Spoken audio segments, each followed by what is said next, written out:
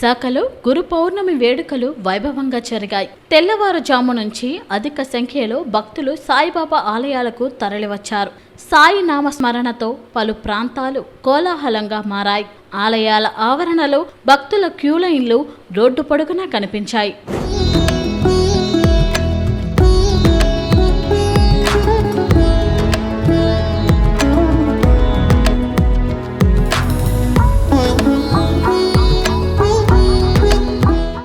గురువును పూజించే రోజే గురు పౌర్ణమిగా, వ్యాస పౌర్ణమిగాను గురు పౌర్ణమి ప్రసిద్ధిగాంచింది. విశాఖ ఉత్తర నియోజకవర్గం పరిధి రైల్వే న్యూ కాలనీలోని సాయిబాబా ఆలయంలో ప్రత్యేక పూజలు నిర్వహించారు. సాయిబాబాకి పలు రకాల స్వీట్లను నైవేద్యంగా సమర్పించారు. గత 16 ఏళ్లుగా భక్తులకు ఇక్కడ నిత్య అన్నదానం చేస్తున్నామని నిర్వాహకులు తెలిపారు. ఆలయ పరిసర ప్రాంతాలు గురునామ స్మరణతో మార్మోగాయి.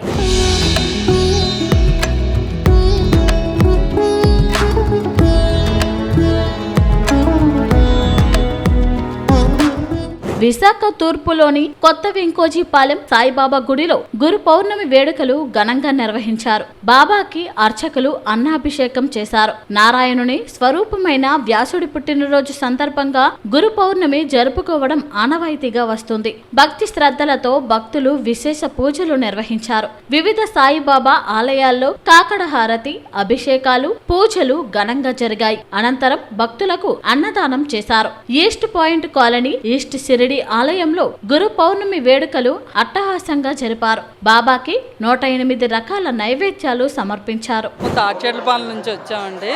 బాబా గుడికి ప్రతి సంవత్సరం వస్తూ ఉంటాం. ఇక్కడ గురు పౌర్ణమి పూజలు అవి చాలా బాగా విశేషంగా జరుగుతాయండి. అన్నదానాలు ఏంటి, హారతి, సాయంత్రం ఏమో హారతి పూజ అవన్నీ అవుతాయి. ప్రతి సంవత్సరం ఇలాగే జరుగుతూ ఉంటాయి.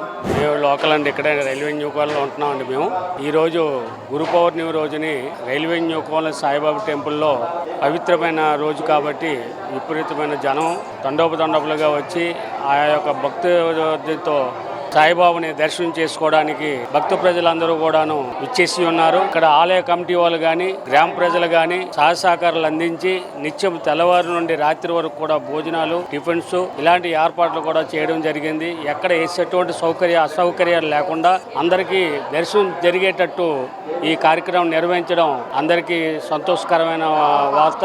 రోజు మంచి పౌర్ణమి రోజున కాబట్టి నిన్న మన గిరి ప్రదర్శన చేసుకొని ప్రతి ఒక్కరు కూడాను ఈ యొక్క ప్రజలందరూ కూడా గురు పౌర్ణమి రోజుని ఈ యొక్క ఆలయానికి దర్శించుకోవడానికి వచ్చి ఉన్నారు.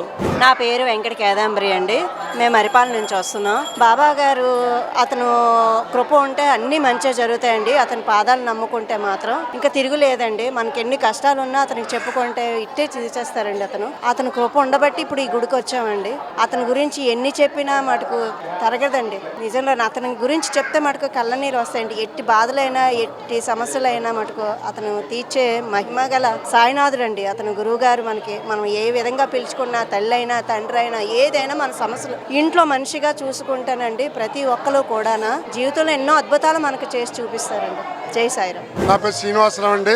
నేను కమిటీ మెంబర్ని. గత 33 సంవత్సరాలు బట్టి గురు పౌర్ణమి ప్రతి సంవత్సరం కూడా ఉదయం 6 నుంచి మధ్యాహ్నం వరకు భక్తులు స్వహస్తాలతో స్వామివారికి అభిషేకం జరగబడుతుంది. అలాగే ఉదయం 6 నుంచి సాయంత్రం 6 గంటల వరకు భజన కార్యక్రమం ఉంటుంది. సాయంత్రం సంధ్యారతి అయిన వెంటనే స్వామివారి పల్లకి ఊరేగింపు ఉంటుంది. అనంతరం తీర్థ ప్రసాదం తీసుకొని వెళ్ళవలసిన కూర్చున్నాం.